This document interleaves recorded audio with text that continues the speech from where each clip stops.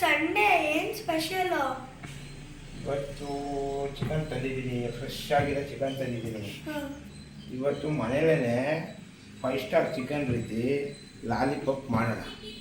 ಹಾಂ, ಲಾಲಿಪಾಪ್ ಬೇಡ, ಪಾಪ್ಕಾರ್ನ್ ಮಾಡೋಣ. ಆಯ್ತು, ಪಾಪ್ಕಾರ್ನ್ ಮಾಡೋಣ. ಮತ್ತು ಚಿಕನ್ ಫ್ರೈ ಮಾಡೋಣ. ಇನ್ನೊಂಥರ ಮಸಾಲ ಹಾಕ್ತಿರೋದು ಫ್ರೈ ಮಾಡೋಣ. ಓಕೆನಾ? ಖಾರ ಆಡಿಸ್ಕೊಳ್ಳದೆ ಇರೋದು ಮಾಡೋಣ. ನಿಮ್ಮಮ್ಮ ಮಾತ್ರ ಮಾಡ್ತೀರ ಅಂತೀರ, ನಾವು ಮಾಡೋಣ. ನಾವಿಬ್ಬರೇ ಮಾಡಿ ತೋರ್ಸೋಣ. ತಮ್ಮನೂ ಬೇಡ, ಅಮ್ಮನೂ ಬೇಡ, ಅದಿಬ್ಬರು ಕೂತ್ಕೊಂಡು ನಾವು ಮಾಡಿ ತೋರ್ಸೋಣ. ನಮ್ಮಮ್ಮ ಬರೀ ಅನ್ನ ಸಾಂಬಾರು ಕಬಾಬ್ ಬಿಟ್ರೆ ಇನ್ನೇನು ಬರಲ್ಲ. ಇವತ್ತು ನಾವಿಬ್ಬರೇ ಮಾಡೋಣ. ಇಬ್ಬರು ಹೊಸ ಥರ ಮಾಡೋಣ. Okay, done. ರೆಡಿ ಮಾಡೋಣ. ಸೊ ನೋಡಿದ್ರಲ್ಲ, ಇವತ್ತು ಸಂಡೇ ಅಪ್ಪ ಮಗಳು ಕೈ ರುಚಿ ನೋಡೋಣ ಅಂತ ಅಂದ್ಕೊಂಡಿದ್ದೀವಿ. ಏನೋ ಹೊಸ ಥರ ಮಾಡ್ತೀವಿ. ನಾನು ಬರೀ ಅನ್ನ ಸಾಂಬಾರು ಕಬಾಬ್ ಮಾಡ್ತೀನಿ ಅಂತ ನನ್ನ ಮಗಳೇ ಹೇಳ್ತಿದ್ದಾಳಲ್ಲ, ನೋಡೋಣ ಅಪ್ಪ ಮಗಳು ಇವತ್ತು ಏನು ಮಾಡ್ತಾರೆ, ಹೇಗೆ ಮಾಡ್ತಾರೆ ಅಂತ ನಿಮ್ಮ ಜೊತೆ ಶೇರ್ ಮಾಡ್ತಾಯಿದ್ದೀನಿ. So let's welcome to my channel Padmasagar vlogs.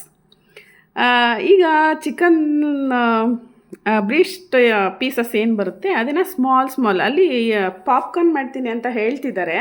So ಹಾಗಾಗಿ ಅದಕ್ಕೆ ಬೋನ್ ಇರಬಾರ್ದಲ್ಲ, ಬೋನ್ಲೆಸ್ ಬೇಕಿತ್ತು. ಅದನ್ನು ಸ್ಮಾಲ್ ಪೀಸಾಗಿ ಕಟ್ ಮಾಡಿಕೊಂಡು ಒಂದು 1/2 ಕಿಲೋ ಅಷ್ಟಿದೆ. ಅದನ್ನು ಒಂದು ಬೌಲ್ಗೆ ಹಾಕ್ಕೊಂಡು ಅಲ್ಲಿ ಸಾಲ್ಟು, ಪೆಪ್ಪರು ಮತ್ತು 1 ಸ್ಪೂನಷ್ಟು ಜಿಂಜರ್ ಗಾರ್ಲಿಕ್ ಪೇಸ್ಟು, ಇದೆಲ್ಲ ಮ್ಯಾರಿನೇಷನ್ಗೋಸ್ಕರ. ಮತ್ತು 1 ಎಗ್ಗು, ಸೋಯಾ ಸಾಸು 1.5 ಸ್ಪೂನಷ್ಟು ಹಾಕಿದ್ದಾರೆ. ಇದು ಚಿಲ್ಲಿ ಸಾಸು 1 ಸ್ಪೂನ್ ಹಾಕಿದ್ದಾರೆ. ಎಷ್ಟು ಖಾರ ಬೇಕು ಅದ್ರ ಮೇಲೆ ನೀವು ಪೆಪ್ಪರ್ ಆ್ಯಡ್ ಮಾಡ್ಕೋಬೇಕು. ಮತ್ತು 1 ಎಗ್, ಓಲ್ ಎಗ್ಗು 1 ಫುಲ್ಲು, ಅದನ್ನು ಹಾಕಿ ಚೆನ್ನಾಗಿ ಮಿಕ್ಸ್ ಮಾಡಬೇಕು. ಇದು ಮಿಕ್ಸ್ ಮಾಡಿ ಸುಮಾರು ಒಂದು 1/2 ಅವರ್ಗಿಂತ ಹೆಚ್ಚು, ಅಂದರೆ ನೀವು 1 ಅವರ್ ಬಿಟ್ಟರೆ ಇನ್ನೂ ಚೆನ್ನಾಗಿ ಅದು ಮ್ಯಾರಿನೇಷನ್ ಆಗಿರುತ್ತೆ. ಆವಾಗ ಚೆನ್ನಾಗಿ ಟೇಸ್ಟು ಕೂಡ ಬರುತ್ತೆ. ಇಲ್ಲಿ ವೆನಿಗರ್ ಒಂದು ಮಿಸ್ ಆಗಿದೆ, ವೆನಿಗರ್ ಇರಲಿಲ್ಲ, ಹಾಗಾಗಿ ಅದೊಂದು ಮಿಸ್ ಆಗಿದೆ. ಇದಾದಷ್ಟು ಚೆನ್ನಾಗಿ ಮ್ಯಾರಿನೇಷನ್ ಆಗಬೇಕು. ನೀವು ಇದನ್ನೆಲ್ಲ ಹಾಕಿದ್ದೆ ಫ್ರಿಡ್ಜಲ್ಲಿ ಇಟ್ಟರೆ ಚೆನ್ನಾಗಿ ಅಬ್ಸರ್ವ್ ಆಗುತ್ತೆ. ಹಾಗಾಗಿ ಇವರು ಎಲ್ಲ ಮಿಕ್ಸ್ ಮಾಡಿದ್ದೆ ಒಳ್ಳೆ ಫ್ಲೇವರ್ ಬರ್ತಿದೆ ಅಂತ ಹೇಳಿ ಅಪ್ಪ ಮಗಳು ನಮಗೆ ಟೀಸ್ ಮಾಡಿಕೊಂಡು ಮಾತಾಡ್ಕೊಂಡು ಮಾಡ್ತಿದ್ರು. ಅಲ್ಲಿ ನನ್ನ ಮಗನೂ ಕೂಡ ಅಷ್ಟೇ, ಅವರಿಬ್ಬರೇ ಮಾಡ್ತಿದ್ದಾರಮ್ಮ, ನಾನು ಹೋಗ್ತೀನಿ ಅಂತ ಪಾಪ ತುಂಬ ಹಠ ಮಾಡ್ತಿದ್ದ. ಬೇಡ, ಅದೇನೋ ಅಪ್ಪ ಮಗಳೇ ಮಾಡ್ತಾರೆ ಅಂತೇಳಿ ಸ್ವಲ್ಪ ಅವನ್ನ ಅವಾಯ್ಡ್ ಮಾಡ್ಕೊಂಡು ಕೂರಿಸ್ಕೊಂಡಿದ್ದೆ. ಇದಿಷ್ಟು ಈಗ ಚೆನ್ನಾಗಿ ಮ್ಯಾರಿನೇಷನ್ಗೆ ಏನೇನು ಬೇಕೋ ಎಲ್ಲ ಹಾಕಿ ಚೆನ್ನಾಗಿ ಮಿಕ್ಸ್ ಮಾಡಿ ಫ್ರಿಡ್ಜಲ್ಲಿ ಇಟ್ಟಿದ್ದಾರೆ. ಒಂದು 1/2 ಅವರ್ 1 ಅವರ್ ಸಾಕು, ಅಷ್ಟಾಗಿದ್ದೆ. ನೆಕ್ಸ್ಟು ಇನ್ನೇನು ನಾವು ಮಿಕ್ಸ್ ಮಾಡ್ಕೋಬೇಕು, ಹೇಗೆ ಮಾಡ್ಕೋಬೇಕು, ಏನೆಲ್ಲ ಇಟ್ಕೋಬೇಕು ಅನ್ನೋದಕ್ಕೆ ಸ್ವಲ್ಪ ಟೈಮ್ ಕೊಟ್ಕೊಂಡು ರೆಡಿ ಮಾಡ್ತಿದ್ರು. ಈ ಮಧ್ಯ ಗ್ಯಾಪಲ್ಲಿ ನನ್ನ ಮಗ ಬಾಲ್ ತೊಗೊಂಡು ಆಟ ಆಡ್ತಿದ್ದೆ. ಯಾಕಂದರೆ ಅವನಿಗೆ ಬೇರೆ ಕೆಲಸನೇ ಇರಲಿಲ್ಲ. ಇವರಿಬ್ಬರೇ ಇದು ಮಾಡ್ತಿದ್ದರಿಂದ ಅವ್ನಿಗೇನು ಕೆಲಸ ಇರಲಿಲ್ಲ, ಆಟ ಆಡ್ಕೊಂಡಿದ್ದ. ಸೊ ನೆಕ್ಸ್ಟು 1 ಅವರ್ ಆಯಿತು. ಸೊ ಏನು ಮಾಡೋದು ಇವಾಗ, ಏನೇನು ಮಾಡ್ತಿದ್ದಾರೆ ಅಂತ ನಾನು ತೋರಿಸ್ತೀನಿ ಬನ್ನಿ. 1 ಬೌಲ್ನಲ್ಲಿ ಮೈದಾ ಹಿಟ್ಟು ಹಾಕಿದ್ದಾರೆ.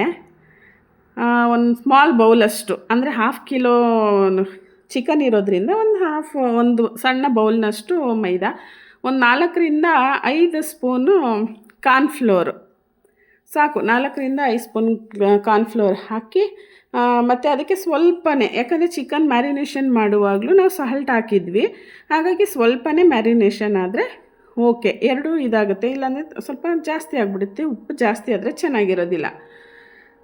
ಇದು ಹಾಕಿ ಸಾಲ್ಟ್ ಹಾಕಿದ್ರು. ನೆಕ್ಸ್ಟು ಪೆಪ್ಪರು ಕೂಡ ಅಷ್ಟೇ. ಮಕ್ಕಳು ಸ್ವಲ್ಪ ಮೈಲ್ಡಾಗಿದ್ದರೆ ತಿಂತಾರೆ, ಖಾರ ಆದರೆ ತಿನ್ನೋದು ಕಷ್ಟ. ಅದಕ್ಕೆ ಎಷ್ಟು ಪೆಪ್ಪರ್ ಬೇಕು, ನಾವು ಮ್ಯಾರಿನೇಷನ್ಗೂ ಹಾಕಿರೋದ್ರಿಂದ ಇಲ್ಲಿ ಸ್ವಲ್ಪ ಕಡಿಮೆನೇ, ಅದು ಕೋಟಿಂಗ್ ಮಾತ್ರನೇ ಬೇಕಿರೋದಲ್ಲ, ಹಾಗಾಗಿ ಸ್ವಲ್ಪನೇ ಪೆಪ್ಪರು, ಸ್ವಲ್ಪ ಅಚ್ಕಾರದ ಪುಡಿ, ನಾವು MTR ಹಾಕ್ತಾಯಿದ್ದೀವಿ. ಚೆನ್ನಾಗಿದೆ, ಫ್ಲೇವರ್ ಚೆನ್ನಾಗಿ ಬರ್ತಾಯಿತ್ತು. ಮತ್ತು ಅದನ್ನು ಹಾಕಿಬಿಟ್ಟದನ್ನೇ ಒಂದು ಒಳ್ಳೆ ಮಿಕ್ಸಿಂಗ್ ಕೊಟ್ವಿ. ಎಲ್ಲ ಮಿಕ್ಸ್ ಆಗಬೇಕಲ್ಲ, ಸಾಲ್ಟು, ಪೆಪ್ಪರು, ಖಾರದ ಪುಡಿ, ಮೈದಾ ಮತ್ತು ಕಾರ್ನ್ಫ್ಲೋರು ಇದಿಷ್ಟನ್ನು ಚೆನ್ನಾಗಿ ಮಿಕ್ಸ್ ಮಾಡಿಕೊಂಡು ಈ ಮಿಕ್ಸಿಂಗಿಗೆ ಈಗೇನು ಮಿಕ್ಸ್ ಮಾಡ್ತಿದ್ದಾರೆ ಇದೇ ಮಿಕ್ಸಿಂಗ್ ಬೌಲ್ಗೆ ಅಲ್ಲಿ ನಾವು ಮ್ಯಾರಿನೇಷನ್ ಮಾಡಿರುವಂಥ ಚಿಕನ್ನು ಸಿಂಗಲ್ ಪೀಸಾಗಿ ಹಾಕೋಬೇಕು. ಸಿಂಗಲ್ ಪೀಸ್ ಹಾಕಿಯೇ ಅದಕ್ಕೆ ಚೆನ್ನಾಗಿ ಡಿಪ್ ಮಾಡಿ ಮತ್ತು ಅದನ್ನು ಪ್ರೆಸ್ ಮಾಡಬೇಕು. ಒಂದು ಪೀಸ್ ಹಾಕಬೇಕು, ಅದ್ರ ಮೇಲೆ ಚೆನ್ನಾಗಿ ಕೋಟಿಂಗ್ ಮಾಡಿ ಕೈಯಲ್ಲಿ ಪ್ರೆಸ್ ಮಾಡಬೇಕು ಆ ಸಿಂಗಲ್ ಪೀಸ್ನೂ ಕೂಡ. ಆ ಥರ ಇಲ್ಲಿ ನೋಡಿ ಅವರು ಹಿಂಡೋ ರೀತಿ ಆ ರೀತಿ ಮಾಡಿ ಸುಮಾರು ಒಂದು 4-5 ಸಲ ಮತ್ತೆ ಅದೇ ಥರ ಕೋಟಿಂಗ್ ಮಾಡಬೇಕು. ನೋಡಿ ಈ ರೀತಿ ಬರುತ್ತೆ. ಈ ಥರ ಆಗಿದ್ದೆ ಒಂದು ಪ್ಲೇಟ್ಗೆ ಎಲ್ಲ ಥರ ಅದೇ ಥರನೇ ಮಾಡಿ ಪಕ್ಕಕ್ಕೆ ಎತ್ತಿಟ್ಕೋಬೇಕು. ಇಲ್ಲಿ ನನ್ನ ಮಗನಿಗೆ ಆಗಲೇ ಇಲ್ಲ, ಫೈನಲಿ ನಾನು ಮಾಡೇ ಬಿಡ್ತೀನಿ ಅಂದ್ಕೊಂಡು ಅವನು ಬಂದಿದ್ದಾಯಿತು. ಯಾಕಂದರೆ ಅವರಿಬ್ಬರೇ ಮಾಡ್ತಿದ್ದಾರೆ ಬೆಳಗ್ಗೆಯಿಂದನೋ ಅಂತ ಹೇಳಿ. ನೋಡಿ ಸಿಂಗಲ್ ಪೀಸೇ ತೊಗೋಬೇಕು, ಯಾಕಂದರೆ ನೀವು ಎಲ್ಲ ಒಟ್ಟಿಗೆ ಹಾಕೋಬಿಟ್ರೆ ಅದೀಗ ನಾವು ಕಬಾಬ್ಗೆ ಮಸಾಲ ಮಾಡ್ತೀವಲ್ಲ ಆ ರೀತಿ ಆಗಿಬಿಡುತ್ತೆ, ಅದಕ್ಕೆ ಬೈಂಡ್ ಆಗಿಬಿಡುತ್ತೆ. ಆ ಥರ ಆಗಬಾರ್ದು. ಈ ಥರನೇ ಸಿಂಗಲ್ ಪೀಸೇ ಬರಬೇಕು, ಚೆನ್ನಾಗಿ ಕೋಟಿಂಗ್. ಇದಕ್ಕೆ ಬ್ರೆಡ್ ಕ್ರಮ್ಸು ಅಥವಾ ಓಟ್ಸ್ನ ಸ್ವಲ್ಪ ಪೌಡ್ರು ಟೈಪ್ ಮಾಡಿಕೊಂಡು ಅದನ್ನು ಮಿಕ್ಸ್ ಮಾಡಿದ್ರೂ ಚೆನ್ನಾಗಿ ಬರುತ್ತೆ. ಈ KFCನಲ್ಲೆಲ್ಲ ಬರುತ್ತಲ್ಲ ಪಾಪ್ಕಾರ್ನ್, ಹಾಗೆ ಬರುತ್ತೆ. ನಾವು ಅದೇನು ಯೂಸ್ ಮಾಡಲಿಲ್ಲ. ಹೀಗೆ ಮಾಡಿದ್ರೆ ಹೇಗೆ ಬರುತ್ತೆ ಒಂದು ಸಲ ಟ್ರೈ ಮಾಡೋಣ ಅಂತ ಮಾಡ್ತಿರೋದಷ್ಟೇ. ಸೊ ಹೀಗೆ ಎಲ್ಲ ಪೀಸಸ್ಗಳನ್ನ ಎಲ್ಲ ಅರೇಂಜ್ ಮಾಡ್ಕೊಂಡ್ವಿ. ಸುಮಾರು ಒಂದು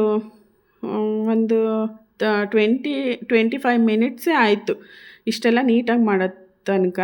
ಅದಾಗಿದ್ದೆ ನೆಕ್ಸ್ಟು ಆಯಿತು ಆಯಿಲ್ ಬಿಸಿ ಮಾಡೋಕ್ಕೆ ಇಡೋಣ ಅಂತ ಹೇಳಿ ಹೋದ್ವಿ. ನಮ್ಮ ಮನೆಯವರು ಅದೊಂದು ತೋರಿಸ್ಕೊಂಡದೇ ನಿನ್ನೆ ಫ್ರೀಡಮ್ ಆಯಿಲ್ ಯೂಸ್ ಮಾಡ್ತಾಯಿದ್ದೀವಿ, ಚೆನ್ನಾಗಿ ಬರುತ್ತೆ, ಲೈಟಾಗಿದೆ.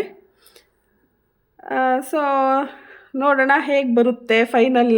ನಾವು ಇದೇ ಫಸ್ಟ್ ಟೈಮ್ ಮಾಡ್ತಿರೋದು, ನೋಡೋಣ ಅಂತ ಹೇಳಿ ಬಂದ್ವಿ.